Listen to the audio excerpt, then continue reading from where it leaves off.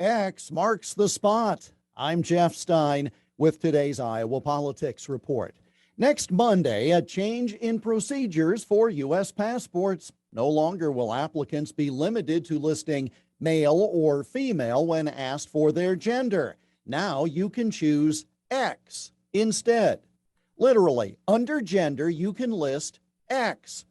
The U.S. Secretary of State, whose office handles such things, says adding a third gender marker is to benefit, in their words, non-binary, intersex, and gender non-conforming individuals. In a news release, they further patted themselves on the back. I think it's still okay to say that they patted themselves on the back. They did this for defining X as, quoting now, unspecified or another gender identity beyond male or female. They said in that same news release, this definition is respectful of individuals' privacy while advancing inclusion. You need submit no medical documentation, even if the gender you select on your passport is different from your other citizenship or identity documents.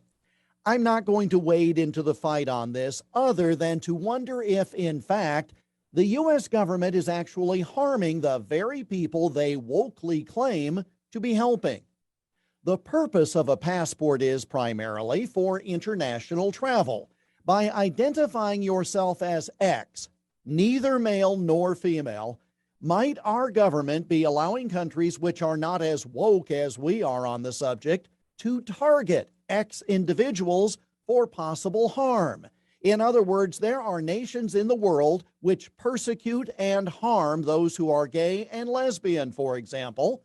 Imagine how much worse it would be for them if they designate X on the passport.